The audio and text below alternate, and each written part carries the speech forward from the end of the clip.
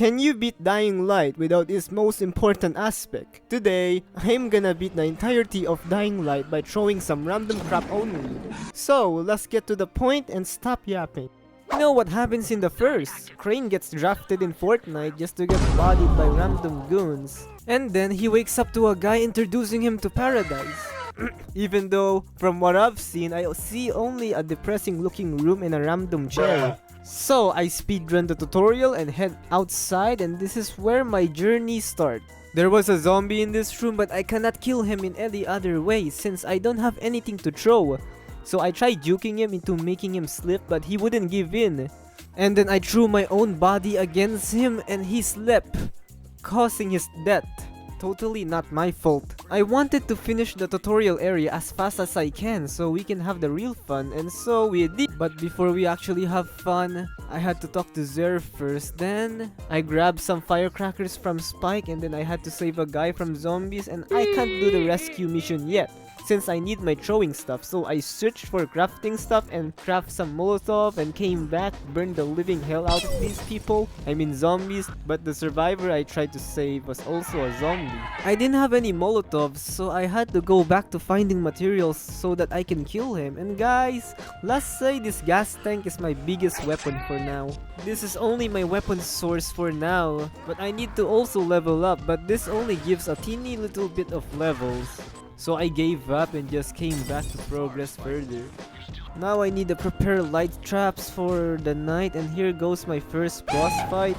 And guys, there is no way in hell I can take down your mom, so I just decided to go for the quest.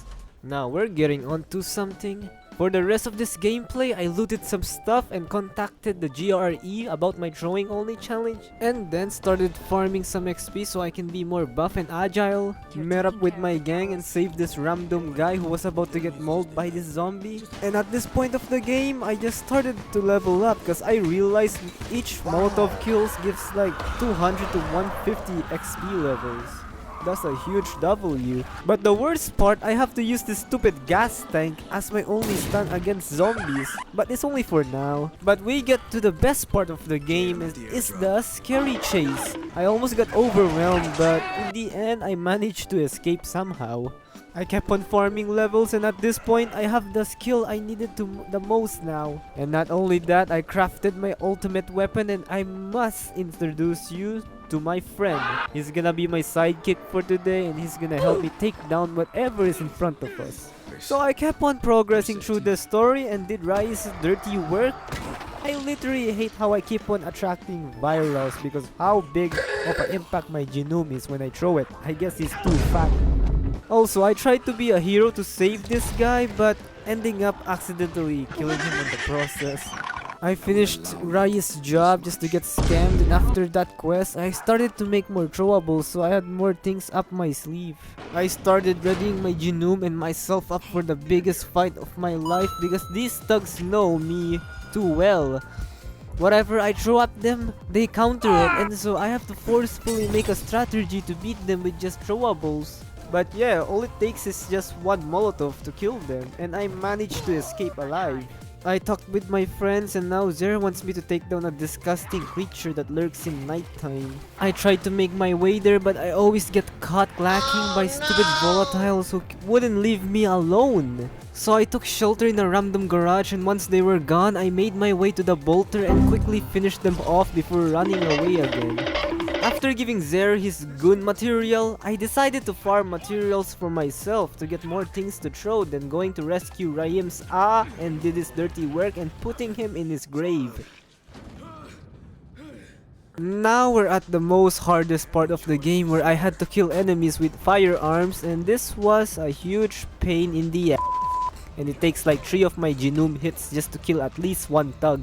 But in the end, it was I who came out on top after dying so many times. Now I had to lock in and save Zer, so instead of facing them head on, I snuck into their base and got inside safely.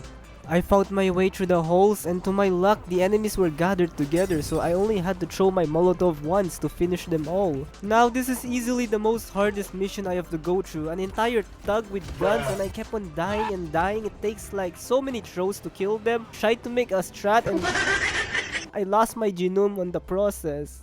And after so many deaths, I finally made it. Even after saving Zer, Rice was there and manhandled me. He sent me to his fighting arena, and I'm gonna be honest, I'd rather fight a horde of big zombies than a horde of people with guns. So I threw every pipe I see on the ground till I get to fight the big boy. I threw a big rebar at him and it took a decent amount of HP than I expected. So I kept throwing it till he's dead and escape this cruel place. I ran out of there as fast as I can and I was having seizures, but luckily Brecken saved me. But before I go to Sector 0, I had to get more loot for things to throw and head on for Old Town. Before I progress further, I crafted more throwables, then proceeded to progress through the game more. Then I met up with Michael and speedrun his dirty work because guys, if you didn't know, you can just ignore the zombies rather than killing them, so that makes my life easier, and if you guys try it, it will make yours easier too. But there are also some times where I need to fight them if I had no choice. After finishing this mission, I went to Jay just to find her captured by Rice, and this was the most painful mission of all time. Because whenever I think it was over, there was more men that has guns and I can't even get close to them. Not to mention, I wasted my molotovs like an idiot, and after wasting so many throwables, I knew it was me and my genome versus the whole army. But after so many hours, and yes, it took me so many hours just to kill them all, I finally made it to Jade. We got surrounded, so I let her do all the work while I just run around and throw stuff. Not only that, Jade used the anti-zin to save a useless being like me. And now, I had to end her and fight Tahir alone. Oh no, Tahir was the most skilled fighter I've ever fought.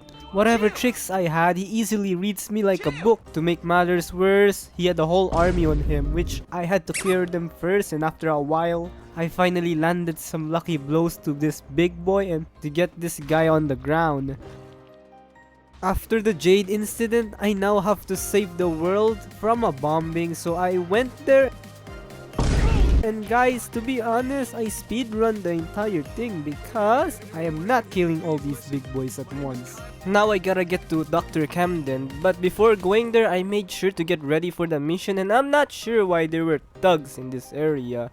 But I had to finish them off and then went to Camden's laboratory, where he tells me what to do, and I surely did. And after doing this quest, it was time for the grand finale. So yeah, you know the rest. I went there and climbed the tallest tower and totally demolished Rise, and that's where the game ends. So, can you beat Dying Light with only throwables? Absolutely, so please like and subscribe and follow my Twitch, and thank you all for watching, and I hope you guys enjoy this short and straightforward video. Goodbye.